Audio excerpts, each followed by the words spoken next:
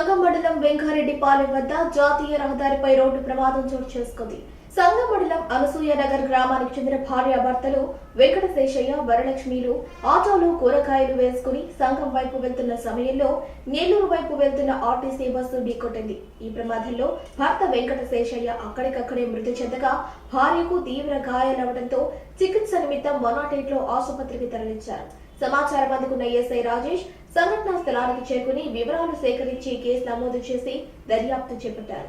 ఈ ఘటనతో అనసూయ నగర్ గ్రామంలో విషాద ఛాయలు అలుముకున్నాయి.